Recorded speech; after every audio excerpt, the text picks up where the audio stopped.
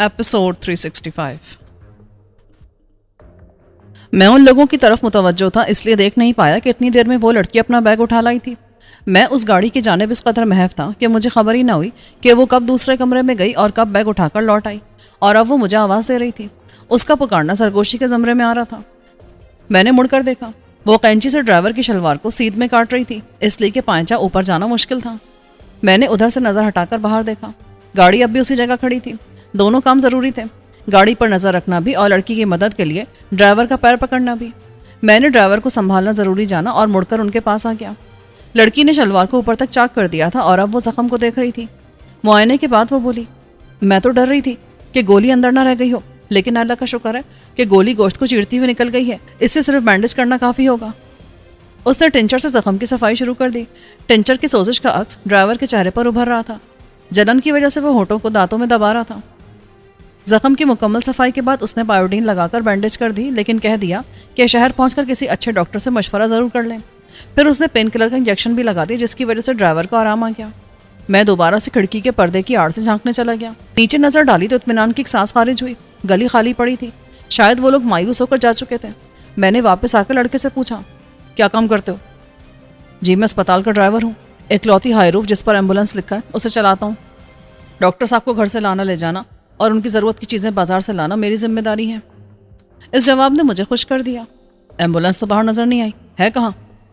उसे घर के पीछे पार्क करता हूँ, वहीं खड़ी है। उसे मैं ले जा रहा हूँ। कल सुबह पिंडी के राजा बाजार की जामा मस्जिद के सामने खड़ी मिलेगी, वहाँ से ले लेना। नहीं नहीं, ये नामुमकिन है, मेरी नौकरी का सवाल है। देखो भाई, मैं ज़ोर ज़बरदस्ती भी कर सकता हूँ, लेकिन तुम्हारी बीवी ने जिस तरह हमारे साथ ताउन किया है उसकी वजह से मैं कह रहा हूँ कि सुबह जाकर ले लेना। यूँ समझ लो कि मैं उसे किराए पर लेकर जा रहा हूँ। ये लो 5,000, रात भर की बात है। लड़की ने दखल दिया, ये जो कह रहे हैं सुन लो ना, इसमें हमारा नुकसान क्या है? तुम पहली बस से निकल जाना, अगर ये इजाज़त दें तो इन्हीं के साथ चले जाओ, इनको मतलूबा जगह उतार कर वापस आ जाना। हाँ, ऐसा भी कर सकते हो। मैंने इजाज़त दी। लड़का अब भी तरद्दुद में था कि लड़की बोली, आप सोच कर रहे हो, हमारे पास कोई दूसरा ऑप्शन नहीं है। अगर ये चाहें तो पिस्तौल दिखाकर भी एम्बुलेंस से जा सकते हैं, इसलिए 5,000 मिल रहे हैं तो क्या बुरा है? चलिए। लड़का तैयार हो गया। मैंने ड्राइवर से पूछा, भाई मियाँ, अब तबीयत कैसी है? सफ़र कर सकोगे ना? जी हाँ, बेहतर है। मुझे तो अपने ट्रक की फ़िक्र खाई जा रही है। वो इंश्योर्ड है ना? जी। तो फिर फ़िक्र कैसी? 1-2 दिन बाद आकर ले जाना। उन्हें तुमसे कोई दुश्मनी नहीं है, वो मेरा शिकार करना चाहते थे। तुम कह सकते हो कि मुझे उस बंदे ने पिस्तौल दिखाकर मजबूर कर दिया था। पर वो मान लेंगे क्या? वो लोग मेरी तलाश में आए थे, मैं उनके हाथ नहीं आया, मजबूरन वो लौट गए। अब तक तो पिंडी पहुंच भी चुके होंगे, कोई मकामी तो थे नहीं जो तुम्हारे इंतजार में बैठे होंगे। आपकी बात तो दिल को लगती है।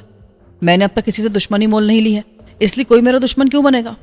बिल्कुल, तुम एक सीधे साधे आदमी हो। पागल तो वो पागल तो है नहीं कि खामखा तुम्हारे दुश्मन बन जाए, इसलिए तुम बेफिक्र रहो। वो लोग तुम्हें देखकर भी अनदेखा कर देंगे। तो क्या मैं गाड़ी देखने अभी निकल जाऊं? नहीं, अभी नहीं। फिर मैंने लड़की की तरफ देखकर उससे पूछा, अगर ये यहाँ बाहर वाले कमरे में सुबह तक के लिए ठहर जाए तो कैसा रहेगा? तुम अपना कमरा अंदर से लॉक कर लेना। मुझे कोई एतराज़ नहीं है, अगर इस बात के लिए आप हमारी कोई मदद करें तो ज़िंदगी भर दुआएं देंगे। उसने नहायत खूबसूरत अंदाज में रिश्वत मांग ली और मैंने मुस्कुराते हुए मजीद 5,000 उसे दे दिए। कुछ ही देर में मुझे अंदाज़ा हो गया था कि लड़की बहुत चालाक है और लालची भी। ऐसे लोगों से मनपसंद काम निकलवाना बहुत आसान होता है, इसलिए मैंने बिला हिल हुज्जत के उसे रुपया दे दिया। रकम देखकर लड़की लड़का दोनों के चेहरे खिल उठे। एक साथ 10,000 की आमदनी हो गई थी। मैंने ड्राइवर से कहा, तुम बाहर वाले कमरे में आराम करो, सुबह उठकर ट्रक तलाश कर लेना, इंशाल्लाह वो महफूज मिलेगा। कोई नुकसान हुआ भी तो इंश्योरेंस वाले पूरा कर देंगे। उन लोगों ने नुकसान ना पहुंचाया हो तो यकीनन महफूज ही होगा, वरना किसी को क्या पड़ी है कि वो ट्रक को छेड़े। आप कहते हैं तो मैं रुक जाता हूँ। बाजी अंदर से अपना कमरा बंद कर ले। यूँ भी मैं थकन सी महसूस कर रहा हूँ, बिस्तर पर गिरते नींद आ जाएगी। मैं आपको बिस्तर दे रही हूँ, आप उस कमरे में बिछाकर आराम से सो जाइए। तब तक शहजाद भी वापस आ जाएंगे, मैं नाश्ता कराकर आपको रुखसत कर दूंगी। जो काम मुश्किल लग रहा था वो बड़ी आसानी से हो गया था। शहजाद एम्बुलेंस लेने के लिए बाहर जा चुका था। मैंने ड्राइवर पर नजर डाली, उसके चेहरे पर अब भी परेशानी के साए थे। मैंने जेब में हाथ डालकर वो लिफाफा निकाला जिसमें रकम थी। उसके अंदर देखते मायूसी छा गई। शाखर्ची और दरिया दिली ने सारे पैसे खत्म कर दिए थे। मुश्किल से 10,000 बचे होंगे। उसमें से मैंने 1,000 के 5 नोट निकालकर ड्राइवर की तरफ बढ़ाए कि रख लो, अगर कोई टूट फूट हुई होगी तो काम आ जाएंगे। उसने हाथ तो बढ़ा दिया था, लेकिन उसका चेहरा बता रहा था कि वो लेना नहीं चाहता। वो बोला, सर आप अपना मोबाइल नंबर दे दें, मैं शाम तक पिंडी पहुंच जाऊंगा, आपकी दावत मुझ पर कर्ज है। میں نے ہنستے ہوئے کاغذ پر اپنا نمبر لکھ کر اسے دے دیا۔ اتنے میں باہر سے گاڑی رکنے کی آواز سنائی دی اور میں باہر کی جانب چل پڑا۔ وہاں ایمبولینس کھڑی تھی، میں اس میں سوار ہو گیا۔ شہزاد نے ایمبولینس چلا دی۔ اب میں ایک بار پھر پنڈی کی جانب عازم سفر تھا۔ میں نے راستے میں شہزاد کی خاموشی توڑنے کے لیے پوچھا، اور سناؤ بھائی، تمہاری شادی کو کتنے دن ہوئے؟ جی 7 مہینے ہو گئے۔ والدین کہاں ہیں؟ میرا گھر چترال میں ہے، یہاں نوکری کے لیے آیا تھا کہ نسیم سے محبت ہو گئی اور پھر ہم نے شادی کر لی۔ کیا وہ بھی چترالی ہے؟ جی نہیں، وہ پنجاب کی ہے، اس کی یہاں پوسٹنگ ہوئی ہے۔ باتوں کے درمیان راستہ طے ہوتا جا رہا تھا۔ جس اسپیڈ سے ہم آگے بڑھ رہے تھے مجھے ایسا لگ رہا تھا کہ ہم بس پوپھٹنے تک پنڈی پہنچ جائیں گے۔ آگے کوئی چھوٹی سی بستی تھی اس لیے وہاں روشنی نظر آ رہی تھی۔ تبھی شہزاد بولا، سر اگر آپ کہیں تو میں سامنے والے ہوٹل پہ رک جاؤں، چائے پی کر آگے پڑھتے ہیں، دراصل مجھے نیند ستا رہی ہے۔ ہاں ہاں کیوں نہیں، میں نے تائید کر دی۔ سوچا اس بہانے علاقے کا جائزہ بھی لے لوں گا، اگر کوئی پیچھا کر رہا ہوگا تو پتہ چل جائے گا، کیونکہ اس پر خالی گاڑیاں آ کر رکتی ہوں گی۔ اس نے کچھ آگے جانے کے بعد ایک ڈھابے پر گاڑی روک دی۔ اس ہوٹل پر اکا دکا گاڑیاں کھڑی تو تھیں لیکن جاگتا ہوا کوئی نہ تھا۔ اس نے گاڑی روکتے ہارن بجا دیا۔ شاید یہ ہارن کی آواز کا اثر تھا کہ ایک بندہ جن کی طرح نمودار ہوا۔ اس نے آتے کچھ پوچھا۔ سوال چترالی میں تھا اس لیے میں سمجھ نہ سکا، لیکن شہزاد نے فوراً جواب دیا۔ وہ آرڈر سنتے ہی واپس چلا گیا۔ وہاں سب خیریت رہی اور چائے پی کر ہم دوبارہ اپنے سفر پر روانہ ہو گئے۔ پنڈی قریب آتا جا رہا تھا۔ شہزاد نے کہا، 0 مائل قریب آ رہا ہے، یہاں سے کس طرف مڑنا ہے؟ تم مجھے بس وہیں اتار دینا، میرے دوست وہاں موجود ہوں گے یا پھر آتے ہوں گے، اس لیے کہ وہیں پر ان سے ملنے کی بات ہوئی ہے۔ جی بہتر، میں آپ کو اتار کر انتظار کروں یا چلا جاؤں؟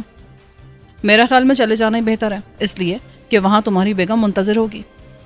ٹھیک ہے سر، جیسا آپ کہیں۔ زندگی رہی تو پھر ملاقات ہوگی۔ میرا نمبر تم سیو کر لو، جب بھی موقع ملے مجھ سے رابطہ کر لینا۔ اگر نمبر بند ملے تو میسج کر دینا، میں جب بھی موبائل کھولوں گا ٹیکسٹ مل جائے گا۔ میں نے کہا۔ دن پورے آب و تاب سے جلوہ گر تھا۔ گاڑیاں آ جا رہی تھیں، ٹریفک آہستہ آہستہ پہلے سے بڑھتی جا رہی تھی۔ شاید اس لیے ایسا تھا کہ اب ہم پنڈی کے بہت نزدیک پہنچ گئے تھے۔ ہم 0 مائل کے قریب پہنچ چکے تھے۔ میں نے شہزاد سے کہا، بس بھائی اس سامنے والی دکان کے سامنے مجھے اتار دو، یہیں پر میرا دوست آئے گا۔ جی بہتر۔ میں نے نیچے اتر کر اس کا شکریہ ادا کیا۔ زندگی رہی تو ہم انشاءاللہ پھر ملیں گے، یہ کہہ کر میں سامنے نظر آنے والے چائے خانے کی طرف بڑھ گیا۔ شہزاد نے گاڑی موڑ لی اور واپسی کے سفر پر روانہ ہو گیا۔ کچھ دیر تک اس کی جاتی ہوئی ایمبولینس کو میں دیکھتا رہا، پھر میں نے جیب سے موبائل نکال کر سفیر کا نمبر ڈائل کیا۔ پہلی بیل پر اس نے فون اٹھا لیا۔ کہاں رہ گئے؟ ہم سب انتظار میں بیٹھے ہیں۔ میں ابھی 0 مائل پر اترا ہوں۔ جس جگہ اترو اس کی نشانی بتاؤ، میں خود آ رہا ہوں۔ ایسا کرو مرتجہ سے اس کو بھیج دو، میں خود آ جاؤں گا۔ نہیں ہم سب آ رہے ہیں، استقبال بھی تو کرنا ہے ذرا الگ انداز سے۔ سفیر کے عقب سے وسیم کی آواز آئی، اس کے ساتھ ہی عبداللہ کی آواز بھی سنائی دی کہ وہ بھی ساتھ آ رہا ہے۔ گویا سب کے سب آ رہے تھے۔ میں نے ان لوگوں کو پتہ بتا دیا اور فون بند کر دیا۔ اچانک موبائل کی بیل پھر سے بجی۔ نیا نمبر تھا۔ ریسیو کر کے میں نے کان سے لگایا ہی تھا کہ ایک بندہ چائے کے ہوٹل میں داخل ہوا۔ دروازے پر کھڑے کر اس نے اطراف کا جائزہ لیا۔ پورے ہال پر نظریں دوڑانے کے بعد وہ سیدھا میری ٹیبل پر آیا اور بولا، صاحب جی میڈم آپ کو بلا رہی ہیں۔ مجھے؟ جی ہاں، میڈم نے کہا کہ اندر شہباز صاحب ہیں، انہیں بلا کر باہر لاؤ۔ میں نے کال ریسیو کی اور کاٹ دی کیونکہ ادھر سے کسی نے کچھ نہیں کہا تھا۔ میں اس کے ساتھ باہر کی جانب بڑھا۔ ابھی میں نے ہوٹل سے نکل کر سڑک پر قدم رکھا ہی تھا کہ ایک ساتھ کئی لوگ مجھ سے چمٹ گئے۔ ان کا انداز اناڑیوں جیسا تھا، وہ صرف چمٹے تھے کہ میری ناک پر ایک رومال آ کر جم گیا۔ میں نے دھیمی دھیمی میٹھی خوشبو محسوس کرتے ہی سانس روک لی کہ مجھ سے چمٹنے والوں میں سے کسی نے کہا، اس کے ساتھ ہی آتے ہوں گے، جلدی کرو۔ اس کا اتنا کہنا تھا کہ کسی نے ایک عجیب حرکت کی، میری بغل میں انگلی ڈال کر گدگدانا شروع کر دیا۔ شاید یہی وجہ تھی کہ میں نے جو سانس روکی تھی وہ ممکن نہ رہی اور ایک بڑی سانس اندر چلی گئی۔ سانس کے اندر جاتے وہی ہوا جس کا مجھے اندازہ تھا۔ میرا سر چکرایا اور ہاتھ پیروں کی قوت ختم ہو گئی۔ پھر مجھے کچھ یاد نہ رہا۔ نہ جانے کتنا وقت گزر چکا تھا۔ جب مجھے ہوش آیا تو میں کیسے کمرے میں تھا جس کی چھت سلیب سے بنی ہوئی تھی۔ میں نے ادھر ادھر دیکھا تو داہنی طرف ایک کرسی رکھی تھی۔ میں نے اٹھنا چاہا لیکن کامیاب نہ ہو سکا۔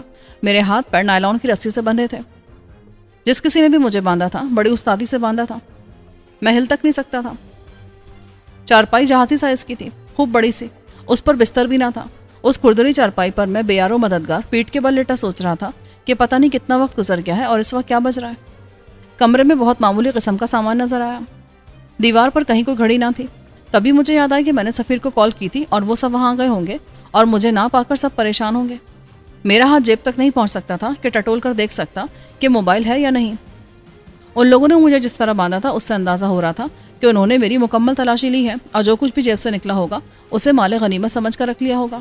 میرے ہاتھ پاؤں بہت سختی سے بندھے تھے اس لیے میں کچھ کر نہیں سکتا تھا۔ میں مایوس ہو کر ایسے ہی لیٹا رہا۔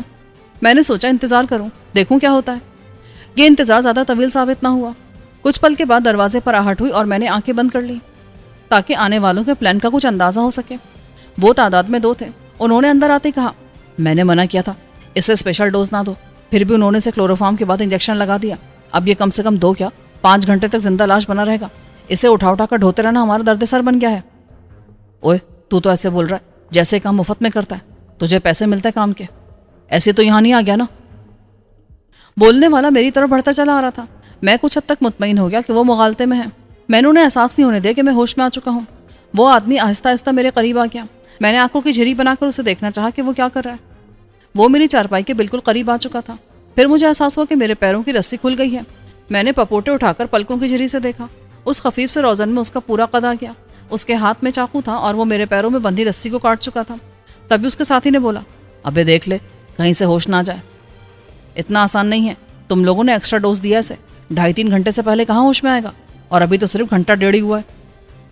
اس نے پیروں کی رسی کاٹ کر سیدھے ہوتے ہوئے کہا، یار کاشف، باس کا کہنا ہے کہ یہ بہت خطرناک آدمی ہے، لیکن دیکھنے میں تو معمولی سا لگ رہا ہے۔ کتنی آسانی سے ہم نے اس پر قابو پا لیا اور پھر اتنی دور کا سفر بھی کر لیا اور یہ چو تک نہ کر سکا۔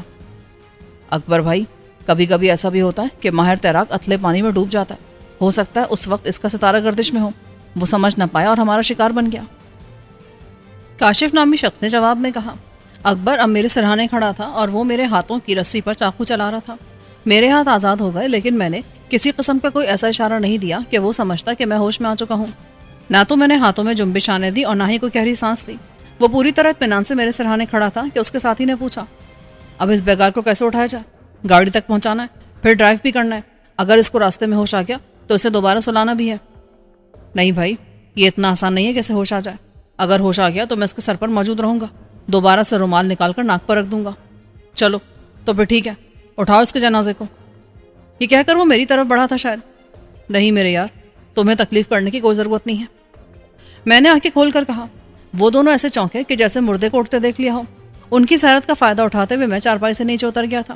سامنے اکبر تھا، میں اس پر نظر رکھے ہوا تھا اور کاشف کو بھول گیا تھا۔ میری اس غلطی کا اس نے بھرپور فائدہ اٹھا لیا۔ وہ اچانک ہی مجھ پر جھپٹا تھا۔ میں اس افتاد کے لیے ذہنی طور پر تیار نہیں تھا، اس لیے بے خبری میں مارا گیا، کسی کٹے ہوئے شیطیر کی طرح میں گرتا چلا گیا۔ وہ بھی میرے ساتھ ہی ڈھیر ہوا تھا، نیچے میں تھا اور اوپر وہ کسی گینڈے کی طرح طاقتور تھا۔ اس نے مضبوطی سے میری دونوں کلائیاں تھام لی اور گھٹی آواز میں اپنے ساتھی سے بولا، اس کے ہاتھ پاؤں باندھنے کے لیے رسی لاؤ۔ یہ کہہ کر وہ میرے سینے پر کچھ اس انداز میں سوار ہوا کہ اس کا ایک گھٹنا میرے گلے پر آ ٹکا۔ میں ذرا بھی حرکت کرنے کی کوشش کرتا تو خود ہی نقصان اٹھاتا۔ ابے جلدی کر بے وقوف، ہمارے پاس وقت کم ہے۔ کاشف نے اکبر کو ڈانٹا۔ ابھی سے مایوس ہو گیا یار۔ میں نے اس کے وزنی جسم کے نیچے دبا ہونے کے باوجود چہکنے کی کوشش کی۔ ابھی تو موت کا فرشتہ بھی آنے والا ہے، اس کا انتظار نہیں کرو گے؟ فکر مت کر، سب سے پہلے تجھے اس کے حوالے کیا جائے گا، وہ طنزیہ انداز میں بولا۔ خیر دیکھا جائے گا، میں نے آہستہ سے کہا، کیونکہ میں نے محسوس کر لیا تھا کہ اس کی جکڑ ڈھیلی ہو رہی ہے۔ اس بات کا فائدہ اٹھاتے ہوئے میں نے اچانک ہی اپنی دونوں کلائیوں کو زوردار جھٹکا دیا۔ دوسرے لمحے نہ صرف میرے ہاتھ آزاد ہو گئے بلکہ میں اس کی گردن بھی پکڑنے میں کامیاب ہو گیا۔ شاید اسے اندازہ نہ تھا کہ میرا رد عمل اتنا شدید ہوگا، ورنہ وہ پہلی فرصت میں مجھے بے ہوش کرنے کے لیے کلوروفارم کی پکار کرتا، پھر ہاتھ پاؤں باندھتا۔ میں نے اس کی گردن کو پکڑ کر خاصی قوت سے جھٹکا دیا۔ وہ بائیں طرف لڑک گیا، پھر میں اس کے سینے پر سوار ہو گیا۔ اس کے دونوں ہاتھ آزاد تھے، مگر گلا دبنے کی وجہ سے اس میں اتنی سکت نہیں رہی تھی کہ وہ میرے ہاتھ ہی پکڑ سکتا۔ اچانک مجھے احساس ہوا کہ میں وقت ضائع کر رہا ہوں۔ اس کا ساتھی اتنا احمق تھا کہ مجھے جس رسی سے باندھا گیا تھا اسے کٹا دیکھ کر نئی رسی لانے کے لیے کمرے سے باہر چلا گیا تھا، یا پھر اسے اپنے ساتھی کی قوت پر اتنا اعتماد تھا کہ اس نے اپنے ساتھی کی مدد کرنے کی ضرورت ہی نہیں سمجھی تھی۔ بہرحال جو کچھ بھی تھا، مگر اس وقت پانسا میرے حق میں تھا۔ اگر اس کا ساتھی واپس لوٹ آتا تو میرے لیے مشکل کھڑی ہو جاتی۔ یہی سوچ کر میں نے اپنے شکار کی گردن چھوڑ دی اور اس کی کنپٹی پر اچانک ہی پوری قوت سے گھونسا دے مارا۔ ایک ہی گھونسا کافی ثابت ہوا اور اس کی گردن ڈھلک گئی۔ میں نے دیکھنے کی ضرورت محسوس نہ کی کہ وہ زندہ ہے یا مر گیا ہے یا صرف بے ہوش ہوا ہے۔ تبھی عقب میں آہٹ ہوئی۔ میں چیتے کی سی پھرتی سے مڑا اور دروازے کے بیچ میں اکبر کو کھڑے دیکھا۔ وہ حیرت سے منہ پھاڑے مجھے تک رہا تھا۔ میں نے اسے مزید حیران ہونے کا موقع نہیں دیا اور اچھل کر اس کے سر پر پہنچ گیا اور اسے اس طرح دبوچ لیا جیسے باز کبوتر کو دبوچ لیتا ہے۔ اس اچانک افتاد پر وہ گھبرا گیا۔ اس کے منہ سے لایانی آوازیں نکلنے لگی مگر اس نے کوئی مزاحمت نہ کی۔ میں نے ایک بار پھر اس کے سر پر اپنے سر سے وار کیا اور غراتے ہوئے کہا، میں جکڑ ڈھیلی کر رہا ہوں، خبردار اگر چالاکی دکھانے کی کوشش کی نا تو انجام بہت برا ہوگا۔ سیدھے جا کر دیوار کی طرف منہ کر کے کھڑے ہو جاؤ۔ وہ اپنے ساتھی کے انجام سے ڈر گیا تھا، اس لیے بلا چوں چرا دیوار کی طرف مڑ گیا۔ وہ ایک شریف بچے کی طرح دیوار سے ناک لگا کر کھڑا ہو گیا تھا۔ میں نے اس سے پوچھا، تم لوگوں نے مجھے پہچانا کیسے تھا؟ ہمیں بتایا گیا تھا کہ شہباز نامی شخص کو اغوا کرنا ہے. پہچان کے لیے آپ کا نمبر دیا گیا تھا. ہوٹل پہنچ کر ہم نے مس کال دی. آپ کو فون اٹھاتے ہی پہچان لیا گیا. مزید تحقیق کی ضرورت نہیں تھی, اس لیے باہر بلا لیا. میں نے پہلے اس کی تلاشی لی اور پھر اس کی لائی ہوئی رسی سے اس کے ہاتھ پاؤں باندھے اور اسے فرش پر گرا دیا. پھر میں نے کاشف کی تلاشی لی اور اس کے ہاتھ پیر بھی باندھ دیے. ابھی میں اس کام سے فرصت پا کر اٹھ ہی رہا تھا کہ اچانک کسی نے عقب سے مجھ پر چھلانگ لگائی اور میری گردن کو دبوچ لیا. اس کی جکڑ ایسی تھی کہ میں چاہ کر بھی اپنی گردن موڑ نہیں پا رہا تھا. وہ نہ صرف بہت طاقتور تھا بلکہ اس کے ہاتھ بھی بہت مضبوط تھے. وہ لمحہ بہ لمحہ اپنی گرفت بڑھا رہا تھا. میں سمجھ گیا کہ اگر میں نے گردن چھڑانے کے لیے جھٹکا دیا تو گردن کا منکا ٹوٹ جائے گا. میں نے کوہنی سے اس کے پیٹ پر وار کرنے کے لیے کوہنی موڑنی چاہی, لیکن اس میں بھی کامیابی نہ ہوئی. وہ اس انداز سے کھڑا تھا کہ اس کا جسم میری کوہنی سے دور تھا. میری سانسیں گھٹنے لگی, کانوں میں سائیں سائیں سی ہونے لگی. مجھے لگ رہا تھا کہ اگر وہ اسی طرح میری گردن دباتا رہا تو میں بے ہوش ہو کر گر جاؤں گا. تبھی میرے ذہن میں خیال آیا اور میں نے اپنے جسم کو ڈھیلا چھوڑا اور لہرا کر گرنے کی اداکاری کی. مجھے گرتا دیکھ کر اس نے میری گردن چھوڑ دی مگر مجھے سنبھالا نہیں. میں پہلو کے بل گرا تھا. اس کے باوجود میری کمر میں خاصی چوٹ آئی تھی.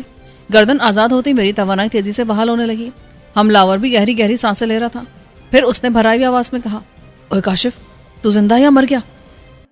میں پھر سے فارم میں آ گیا تھا. میں نے دوبارہ اٹھنے میں دیر نہیں لگائی اور ساتھ ہی ساتھ آواز بھی لگائی, کاشف ابھی نہیں مرا, پہلے تم مرو گے. مجھے اٹھتا دیکھ کر اس نے پھر سے میری گردن پکڑنا چاہی. میں نے پھرتی سے قلع بازی کھائی اور دور چلا گیا. پھر اسپرنگ کی طرح اچھال بھری اور اٹھ کھڑا ہوا. تم بار بار میری گردن نہیں پکڑ سکتے. میں نے اسے چڑھاتے ہوئے کہا, تیری گردن تو میں ایسی مروڑوں گا کہ تو دوسری سانس بھی نہیں لے سکے گا. اس نے دونوں ہاتھ آگے کر کے چھلانگ لگائی. میں نے بچنے کی ذرا بھی کوشش نہ کی اور آگے بڑھ کر اس کی کلائی کو پکڑنے کی کوشش کی.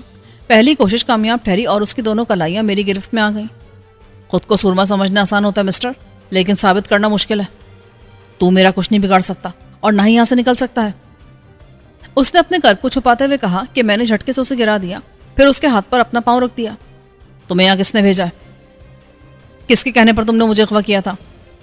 کسی نے بھی نہیں کہا. میں نے سب کچھ اپنی مرضی سے کیا ہے. یہ شوق ہے میرا, یہی دھندا ہے. لوگوں کو اغوا کرتا ہوں پھر تاوان طلب کرتا ہوں. لگتا بھی تم میں دم خم باقی ہے. میرا انداز طنزیہ تھا.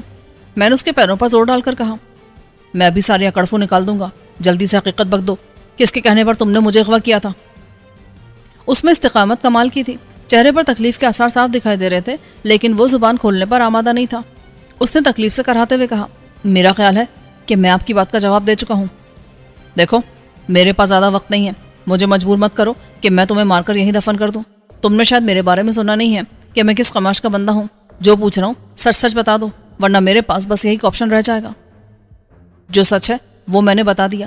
آگے جو آپ کی مرضی, خواہ مار دیں یا زندہ رکھیں. میں نے اس کی گلائی پر سے اپنا پاؤں ہٹایا اور پھر جھک کر اس کو بالوں سے پکڑ کر کھینچتے ہوئے اس کے سر کو بلند کیا اور دیوار کے سہارے بٹھا دیا. وہ ڈٹائی سے بولا, مجھے مارنے سے پہلے ایک سگریٹ ضرور پلا دینا. میں نے ٹیبل کی طرف دیکھا جہاں مجھے سگریٹ کی ڈبی دکھائی دی تھی. میں نے آگے بڑھ کر ڈبی اٹھائی اور ایک سگریٹ نکال کر اسے سلگا لیا. پھر اس کے ہونٹوں سے لگا دیا. اس نے 2-3 گہرے کش لیے تو میں نے سگریٹ چھین لی اور پوچھا, ہاں بتاؤ, کس کے کہنے پر تم نے مجھے اغوا کیا تھا؟ کہہ تو دیا نا کہ یہ میرا پیشہ ہے. میں یہی کام کر کے اپنا گھر چلاتا ہوں. اتنا سنتے ہی میں نے ایک ہاتھ سے اس کے بال پکڑ کر اور پھر دوسرے ہاتھ میں پکڑے سگریٹ کو اس کے کان میں ڈال کر رگڑ دیا. ساتھ ہی ساتھ اس کے پیروں کی ایک انگلی پر جوتا رکھ کر کھڑا ہو گیا. کان کے جلنے اور انگلی کے زخمی ہونے کے کرب سے وہ چلا اٹھا. اس نے سر پیچھے کرنے کی کوشش کی مگر کامیاب نہ ہو سکا, اس لیے کہ اب اس کے بال میری مٹھی میں تھے.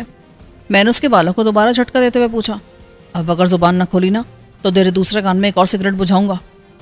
اتنا کہتے ہوئے میں نے ڈبی سے ایک اور سگریٹ نکالا اور اسے سلگا کر اس کی طرف دیکھا, لیکن وہ ڈھیٹ بنا مجھے تک رہا تھا. میں نے سگریٹ کے کش کھینچے اور پھر اسے اس کے دوسرے کان میں ڈال کر رگڑ دیا. اس بار بھی وہ اپنی چیخ روک نہ سکا. میں نے پھر اس کے بال پکڑ کر جھٹکا دیا اور پوچھا, اب تیری ہتھیلی کی پشت پر ایک نس کاٹوں گا اور اس نس کے کٹنے سے تیرا کتنا خون نکلتا ہے یہ تو جانتا ہی ہوگا. فکر نہ کر, اس کے بعد بھی اگر تو نے جواب نہ دیا نا تو ایڑی کے پیچھے والی رگ کاٹوں گا.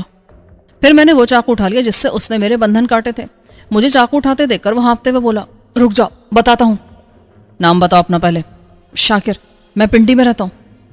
کس نے بھیجا تمہیں؟ مجھے احمد سعید نے بھیجا تھا کہ آپ کو اغوا کر کے اس کے پاس لاؤں. احمد سعید کون ہے؟ اس کا حدود اربا بھی بتاؤ.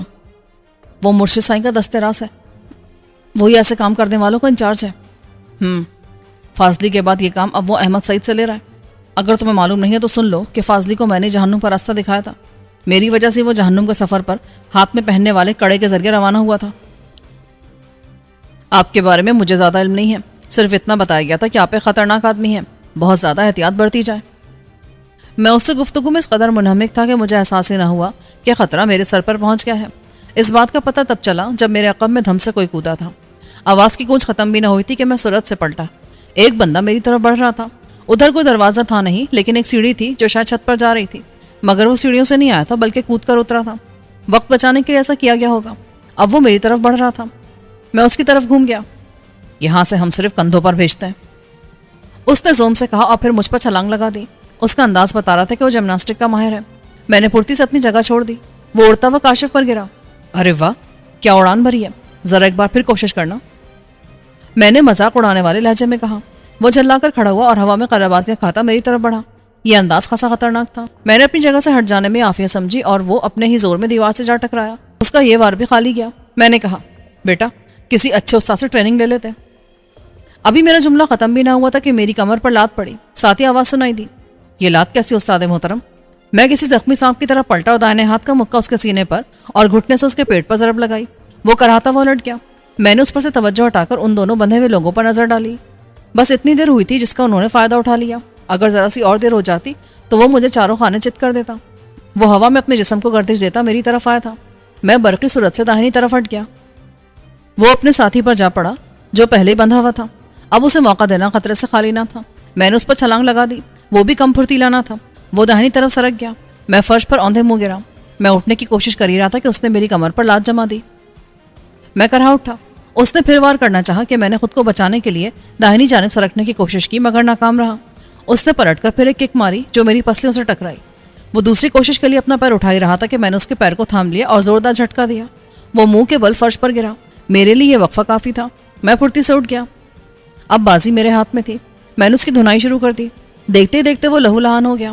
میں نے آخری راؤنڈ شروع کرنے کی تیاری کر لی۔ میرا آخری راؤنڈ کھڑی ہتھیلی کا وار تھا۔ اس کے بعد وہ دنیا مافیا سے بے خبر ہو جاتا، مگر اس کی قسمت خراب تھی۔ اس نے اسپرنگ کی طرح اچھال بھری اور کھڑا ہو گیا۔ اس کے ساتھ ہی ساتھ اس نے مجھ پر چھلانگ لگائی۔ میں تو پہلے ہی ہوشیار تھا۔ اسے دونوں ہاتھوں سے سنبھال لیا، گویا اسے کیچ کر لیا، پھر اسے اپنے ہاتھوں پر بلند اور پوری قوت سے زمین پہ دے مارا۔ فرش نے رہی صحیح کسر پوری کر دی۔ اس کے چہرے کا بھرتا بن گیا۔ اس کی فلک شگاف چیخ دور تک سنی گئی۔ وہ بے ہوش ہو کر زمین پر گردن ڈالے پڑا تھا۔ میں نے اس پر ایک نظر ڈالی اور پھر سوال جواب کرنے کے لیے شاکر کے قریب چلا گیا۔ وہ اب بھی بے دم سا بیٹھا تھا۔ اس کے کان کی کیا حالت ہوگی مجھے اندازہ تھا۔ میں نے پوچھا، یہ احمد سعید کہاں ملے گا؟ وہ دوبارہ سے خانقاہ بنوا رہا ہے، اس لیے دن رات وہیں رہتا ہے۔ میرا موبائل کس کے پاس ہے؟ اکبر کے پاس۔ اکبر کیا سچ بول رہا ہے؟ اکبر نے سر ہلا کر ہاں کہا تو میں اس کی طرف بڑھتا چلا گیا اور اس کی جیب کی تلاشی لی۔ ایک بار پہلے بھی تلاشی لے چکا تھا، دوبارہ لیا تو بھی موبائل نہ ملا۔ میں نے اس سے پوچھا، موبائل کہاں ہے؟ میری بنیان میں پھنسا ہوا ہے۔ میں نے اس کے گریبان میں ہاتھ ڈالا اور موبائل اس کے پیٹ پر تھا۔ میں نے اسے باہر نکال کر دیکھا، نیٹ ورک بھی تھا اور چارجنگ بھی فل تھی۔ میں نے سفیر کا نمبر ڈائل کیا، بیل جا رہی تھی لیکن کو اٹھا نہیں رہا تھا۔ لگ رہا تھا کہ موبائل کسی ایسی جگہ ہے جہاں سے وہ دور بیٹھا ہے۔ وقت برباد کرنے سے الجھن اور بڑھتی، اس لیے میں نے شاکر کی گدی پر نپا تولا وار کیا۔ وہ تیورا کر زمین پر ڈھہ گیا۔ میں نے بنا کچھ سوچے سمجھے باہر کی جانب قدم بڑھا دیے، اس لیے کہ اب رکنا بیکار تھا۔ باہر آنے کے بعد میں نے اطراف کا جائزہ لیا۔ دور دور تک ویرانہ تھا۔ ایک سڑک تو نظر آ رہی تھی لیکن وہ سڑک کافی دور تھی، اس پر کم صحیح لیکن ٹریفک چل رہی تھی۔ میں نے اسی جانب قدم بڑھا دیے۔ مجھے اس بات کی بھی فکر نہ تھی کہ میں جن بندوں کو باندھ کر آیا ان کا حشر کیا ہوگا۔ اگر کہیں میرا ہاتھ زیادہ قوت سے پڑ گیا ہوگا تو وہ شخص جسے میں بے ہوش چھوڑ کر آیا تھا راہی ملک عدم ہو چکا ہوگا، اور اگر ایسا ہو گیا تو ان دونوں کو کھولے گا کون؟ وہ تو اسی حالت میں بھوکے پیاسے مر جائیں گے۔ اس خیال نے میرے ذہن میں ہلچل مچا دی کہ میں نے خود پر قابو پایا اور کہا، جو ہوگا دیکھا جائے گا۔ میرے خیال میں بے ہوش آدمی کو ہوش آ جائے گا اور وہ اٹھ کر ان کو کھول دے گا۔ مجھے اپنی سوچنی چاہیے۔ اگر ان کو موقع مل جاتا تو وہ مجھے مار دیتے، اور پھر میں ان سے ہمدردی کیوں کروں؟ اس لیے کہ دشمن پھر دشمن ہے۔ اس نئی سوچ نے مجھے مطمئن کر دیا۔ میں نے سامنے والی سڑک کی طرف دیکھا۔ ایک دو ٹرک گزرے ہوں گے کہ دور سے آتی بس نظر آئی۔ میں نے اپنی رفتار تیز کر دی تاکہ بس کو پکڑ سکوں۔ میرے سڑک تک پہنچنے تک بس وہاں کر رک گئی تھی۔ ایک دو مسافر اترے تھے۔ میں تقریباً دوڑتا ہوا بس میں سوار ہوا۔ پھر میں نے بس کا جائزہ لیا۔ تقریباً تمام سیٹیں بھری ہوئی تھیں، صرف 2 سیٹیں خالی تھیں۔ میں اس سیٹ کی طرف بڑھا۔ کنڈکٹر نے بیٹھنے سے پہلے کرایہ مانگ لیا۔ تب مجھے خیال ہے کہ میرے پاس تو ان لوگوں نے رقم نامی کوئی چیز ہی نہیں چھوڑی تھی۔ پھر بھی جیب میں ایسے ہاتھ ڈالا جیسے کرایہ نکال رہا ہوں۔ میں اس وقت کو ایسی ترکیب سوچ رہا تھا جس سے میں کنڈکٹر کو مطمئن کر سکوں۔ وہ میرے سر پر سوار ہو گیا۔ بیٹھتے ہوئے میں نے جیب کو ٹٹولا تو دل خوش ہو گیا، اس لیے کہ جیب میں کچھ کاغذات انگلیوں سے مس ہوئے تھے۔ میں جیب میں کوئی کاغذ تو رکھتا نہیں تھا۔ ہوٹل سے نکلتے وقت بیرے کو 100 کا نوٹ دیا تھا، اسی کا کھلا ہوگا۔ یہی سوچ کر میں نے ہاتھ باہر نکالا تو میرا اندازہ صحیح نکلا۔ ان لوگوں نے میرا پرس تو نکال لیا تھا لیکن 70-80 روپے جو بیرے نے واپس دیے تھے چھوڑ دیے تھے۔ جب موٹی رقم ہاتھ آتی ہے تو چھوٹے چھوٹے نوٹ نظر انداز ہو جاتے ہیں. میرے ساتھ بھی یہی ہوا تھا، جس نے مجھے کنڈکٹر کی گالیاں سننے سے بچا لیا. میں نے رقم باہر نکالی اور پوچھا بس کہاں تک جائے گی. اپنا سوال میں نے انگریزی میں کیا تھا، اس لیے کہ بس میں ایک انگریز جوڑے کو بیٹھے دیکھ لیا تھا. وہ جوڑا اینو سیٹ کے پیچھے بیٹھا تھا جہاں میں بیٹھا تھا. کنڈکٹر نے صرف اتنا کہا، پنڈی. شاید اس نے مجھے بھی غیر ملکی سمجھا تھا. میں نے 50 کا نوٹ اس کی طرف بڑھایا اور بولا، ہو جائے گا. 20 مور. کنڈکٹر نے کہا. میں نے 20 کا آخری نوٹ بھی نکال کر اسے دے دیا. وہ آگے بڑھ گیا لیکن انگریز جوڑا میری طرف متوجہ ہو چکا تھا. مرد نے مجھ سے پوچھا، کہاں سے آ رہے ہو؟ میں نے جواب دینے کے بجائے سوال کر دیا کہ وہ کہاں سے آ رہا ہے. اس شخص نے جواب دیا، مری. مجھے خوشی ہوئی کہ میں اسی راستے پر ہوں جس پر چلا تھا. اب میں کھڑکی سے باہر دیکھ کر اندازہ لگانا چاہ رہا تھا کہ ہم کہاں پر ہیں، لیکن سمجھ نہیں آ رہا تھا کہ یہ کون سی سڑک ہے، اس لیے کہ جو چھوٹی چھوٹی آبادیاں آئیں اور وہ گزر گئیں ان سے پہچان نہیں ہو پائی تھی. تبھی میری نظر سڑک پر بہت دور آگے کی طرف گئی اور میں چونک گیا، اس لیے کہ سڑک پر پولیس کی کئی گاڑیاں کھڑی تھیں. سڑک کو بیریئر لگا کر بند کر دیا گیا تھا، جو اس بات کی نشانی تھی کہ چیکنگ ہو رہی ہے. 2-3 گاڑیاں قطار میں بھی کھڑی تھیں. میں کھڑکی سے باہر دیکھنے میں مگن تھا کہ مجھے احساس ہوا جیسے میری سیٹ کی پچھلی طرف کوئی چیز نیچے کی طرف سرکی ہو. میں نے عادت کے مطابق فوراً احساس کی قوت سے پہلے اسے محسوس کرنے کی کوشش کی کہ کیا چیز ہے، اور میں نے محسوس کر لیا کہ وہ کوئی پیکٹ نما چیز تھی. میں کچھ آگے کی جانب پھسک گیا کیونکہ احساس ہو گیا تھا کہ وہ چیز میری سیٹ کے کور میں داخل ہوئی ہے. کچھ توقف کے بعد میں نے غیر محسوس انداز میں پیچھے کی طرف دیکھا. سیٹ کا کور کچھ اٹھا ہوا تھا. میں سمجھ گیا کہ کسی نے پیچھے سے کچھ داخل کیا ہے. میرے پیچھے وہ غیر ملکی جوڑا تھا. ایسا کیا اندر رکھا گیا ہے یہ دیکھنا ضروری تھا، لیکن میں کسی کو محسوس کرنے نہیں دینا چاہتا تھا. بس آگے کی طرف بھاگ رہی تھی. میں اپنے دائیں ہاتھ کو نیچے سے پیچھے کی جانب لے گیا اور اس پیکٹ کو ٹٹولا. وہ اب بالکل نیچے آ چکا تھا. ابھی میں اس پیکٹ کو ٹٹول ہی رہا تھا کہ بس رک گئی اور دونوں دروازے سے ایک ایک پولیس والا اوپر آ گئے. انہوں نے بس کے اندر آتے مسافروں کا جائزہ لینا شروع کیا. پھر وہ تیر کی طرح میری طرف بڑھے. میں حیرت میں آ گیا کہ وہ میری طرف کیوں آ رہے ہیں. سامنے والے دروازے سے اندر آنے والا میرے پاس سے گزرتا ہوا اس غیر ملکی جوڑے کے پاس جا کر کھڑا ہو گیا اور پھر اس نے انہیں سامان کی تلاشی دینے کے لیے کہا. انہوں نے انگلش میں اسے ڈانٹا تو سپاہی نے بغیر کچھ کہے اس کے ہاتھ کو پکڑا اور نیچے کی جانب کھینچنے لگا. مرد کو کھینچتے دیکھ کر عورت نے شور مچانا شروع کر دیا، لیکن سپاہی پر کوئی اثر نہ ہوا اور وہ اسی طرح اسے گھسیٹتا ہوا نیچے کی جانب لے کر چلا گیا. بس کے تمام مسافر ان دونوں کو دیکھ کر آپس میں کانا پھوسی کر رہے تھے. میں کھڑکی سے باہر ان دونوں پر نظریں جمائے ہوا تھا. سپاہی اسے لے کر موبائل میں بیٹھے اپنے افسر کے پاس لے گیا. اس نے انگلش میں سوال جواب کیا اور پھر اس کے سامان کی تلاشی لی، لیکن اس میں سے کچھ ایسا نہ ملا. تب اس نے ایک سپاہی کو اشارہ کیا. وہ آگے بڑھا اور اس کے کپڑوں کی تلاشی لینے لگا. جامع تلاشی کے بعد اس نے نفی میں سر ہلایا. میں سمجھ گیا کہ مخبر نے انہیں کو ایسی اطلاع دی ہوگی جس کی وجہ سے انہوں نے اس جوڑے پر ہاتھ ڈالا ہے. اگر وہ معمول کے مطابق تلاشی لیتے تو پھر پوری بس کی تلاشی لیتے. صرف ان دونوں پر ہاتھ ڈالنا یہ بتا رہا تھا کہ میرا اندازہ درست ہے. مرد کے بعد ایک لیڈی کانسٹیبل نے آڑ میں لے جا کر عورت کی تلاشی لی. لیڈی کانسٹیبل کی موجودگی نے میرے اندازے پر مہر ثبت کر دی. میں نے اپنی سیٹ چھوڑی اور دیگر کئی مسافروں کی طرح نیچے اتر گیا. میں پولیس موبائل کی طرف بڑھ رہا تھا کیونکہ مجھے اپنی سیٹ کا کور یاد آ گیا تھا. اس سیٹ کور میں کسی نے کچھ داخل کیا تھا اور میرے پیچھے یہی جوڑا تھا. مجھے آگے بڑھتے دیکھ کر سپاہی نے روکا، مگر میں رکا نہیں اور آگے بڑھتا چلا گیا. اس وقت تک آفیسر نے اس جوڑے کو جانے کی اجازت دے دی تھی. وہ دونوں سر جھکائے بس کی طرف جا رہے تھے. ان کے چہروں سے نہیں لگ رہا تھا کہ انہیں اس بات کا افسوس ہے کہ پولیس نے انہیں تنگ کیا ہے. میں نے انہیں بس میں سوار ہونے دیا. پھر افسر کے پاس جا کر کہا، سر کیا آپ بتا سکتے ہیں آپ نے اس غیر ملکی جوڑے کو کس لیے ہراساں کیا؟ کیا تم ہمارے افسر ہو؟ افسر تپا ہوا تھا، اس لیے میرے سوال پر بھڑک اٹھا. ہو سکتا ہے میں آپ کی کوئی ہیلپ کر سکوں. اوے تو کیا خدائی فوجدار ہے؟ چل جا بس میں سوار ہو، ایسا نہ ہو کہ میرا متھا گھوم جائے. پتہ نہیں اس کی عقل کہاں گھاس چل رہی تھی. میرے کھلے انکشاف پر بھی وہ احمق بنا رہا. تب میں نے اس سے کہا، ہاں میں خدائی فوجدار ہوں، ابھی اسلام آباد سے ڈیوٹی پر آئے ہوں، 1 منٹ میں وردی اتر جائے گی. او باؤ کون ہے تو؟ میں کون ہوں یہ بعد میں بتاؤں گا، پہلے تو خود موبائل سے اتر اور جا کر بس کی تلاشی لے. سپاہیوں پر کام لاد کر خدائش کر رہا ہے. اوے تو ہے کون؟ وہ غصے میں بھرا موبائل سے نیچے کود کر اترا. میں کون ہوں یہ تجھے بعد میں بتاؤں گا، پہلے تو اوپر جا کر ان دونوں کے آگے والی سیٹ کے کور میں ہاتھ ڈال کر دیکھ، پھر آ کر بات کرنا، جو پوچھے گا وہ میں بتا دوں گا. اس نے ایک سپاہی سے کہا، اوے میدے اس باؤ پر نظر رکھ، میں بھی آتا ہوں. وہ تو بس کی طرف چلا گیا اور سپاہی مجھ پر اس طرح رائفل تان کر کھڑا ہو کے جیسے میں کوئی خونی مجرم ہوں اور ابھی کسی کو قتل کر کے آ رہا ہوں. میری نظریں اس افسر پر ٹکی ہوئی تھیں. وہ بس میں سوار ہو گیا تھا اور اب اس جوڑے کی طرف بڑھ رہا تھا. وہ دونوں اطمینان سے اپنی سیٹ پر بیٹھے تھے. دیگر لوگوں کی طرح وہ اس افسر کی طرف نہیں دیکھ رہے تھے، جبکہ افسر ان کے سر پر پہنچ گیا تھا. اس نے شاید کوئی سوال کیا اور پھر اس نے سامنے والی سیٹ کے کور میں ہاتھ ڈال دیا. ادھر ادھر ہاتھ مارنے کے بعد جب اس نے ہاتھ باہر نکالا تو اس کے ہاتھ میں پیکٹ تھا. اس نے پیکٹ کو وہیں کھڑے کھڑے کھولا اور پھر چونک کر اس نے غیر ملکی مرد پر ہاتھ ڈال دیا. عورت اور مرد نے شور مچانا شروع کر دیا. لیکن اس نے کوئی پرواہ نہ کی اور انہیں کھینچتا ہوا نیچے لے آیا۔ اسی وقت وہ عورت بس سے اتری اور سڑک کراس کر کے کھیتوں کی جانب دوڑ گئی۔ اسے بھاگتے دیکھ کر میں نے آواز دی، اوے احمقو، پکڑو اسے۔ میری آواز پر 2 پولیس والے اس عورت کے پیچھے دوڑے اور کافی دور جا کر انہوں نے اسے بھی پکڑ لیا۔ افسر مرد کو ساتھ لے کر میری طرف آنے لگا۔ میں مطمئن تھا کہ میں نے اپنا فرض پورا کر دیا ہے۔ مجھے اسی وقت شک ہو گیا تھا کہ وہ دونوں ڈرگ اسمگلر ہیں اور کسی سے ڈرگس خرید کر آ رہے ہیں۔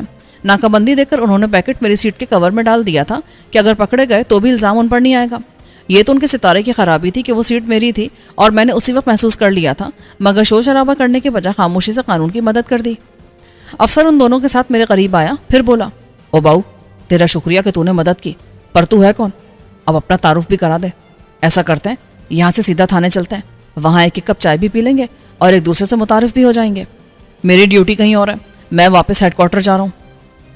میرا لہجہ کچھ ایسا تھا کہ وہ مروب ہو گیا۔ اس نے یہی سمجھا کہ میں محکمہ خفیہ کا کوئی اعلیٰ افسر ہوں۔ اس نے جھک کر پوچھا، کس محکمے سے ہو؟ کچھ محکمے ایسے ہوتے ہیں جن کے بارے میں بتایا نہیں جا سکتا۔ ہمارا کام صرف مدد کرنا ہے، میں نے مدد کر دی، اب تم جانو اور تمہارا محکمہ۔ او باؤ، ایسا بھی تو ہو سکتا ہے کہ تم اس پارٹی کی مخالف پارٹی کے ہو جس سے اس نے مال خریدا ہے اور تم نے اس کی سزا دینے کے لیے انہیں پکڑوا دیا ہے۔ ٹھیک ہے، میں تمہارے ساتھ تھانے چلتا ہوں اور اپنا تعارف کروانے کے بعد تمہارے ایس پی کو رپورٹ کر دیتا ہوں کہ تم نے ان دونوں کو چھوڑ دیا تھا۔ یہ میری ذات تھی کہ میں نے تمہیں زبردستی بھیجا اور جا کر سیٹ کے کور سے پیکٹ نکلوایا۔ میری بات نے اسے پریشان کر دیا کہ جیتی ہوئی بازی اس کے ہاتھ سے نکل سکتی ہے۔ اس کامیابی کا سہرا اس کے سر بننے کے بجائے میرے سر بن جائے گا اور اس سے جواب بھی طلب کیا جائے گا کہ اس نے صحیح سے تلاشی کیوں نہیں لی۔ اس لیے وہ نرمی سے بولا، نہیں سر، آپ غلط سمجھ رہے ہیں، میں تو چائے پلانے کے لیے کہہ رہا تھا۔ 1 کپ چائے مجھے دیر کرا دے گی اور افسران مجھ پہ چڑھ دوڑیں گے۔ جانتے ہی ہو کہ ہمارے ڈپارٹمنٹ میں وقت کو کس قدر اہمیت دی جاتی ہے۔ ہاں جی، یہ بات تو ہے، بس ایک ریکویسٹ ہے آپ سے، میری فائل اوپر پھنسی ہوئی ہے، اگر آپ کچھ کر سکتے ہیں تو میں زندگی بھر دعا دوں گا، میری ترقی ہو جائے گی جی۔ اوپر تک آپ لوگوں کی بات مانی جاتی ہے، بس آپ کا ایک فون میری راہ کھول دے گا۔ اچھا، اپنا نام اور فون نمبر بتاؤ، میں آج ہی تمہارے افسران سے بات کر کے تمہیں فون کر دوں گا۔ یہ رہا میرا کارڈ سر، آپ اپنا نمبر دیں گے؟ ابھی نہیں، میں شام تک خود کال کروں گا، وہ نمبر سیو کر لینا، ابھی جو نمبر استعمال میں ہے وہ عارضی ہے، رپورٹ کرتے ہی وہ سم جمع ہو جائے گی۔ میں نے اسے ٹالنے کے لیے ایک بہانہ بنایا اور پھر اس سے ہاتھ ملا کر واپس اپنی سیٹ پر آ گیا۔ بس چل پڑی۔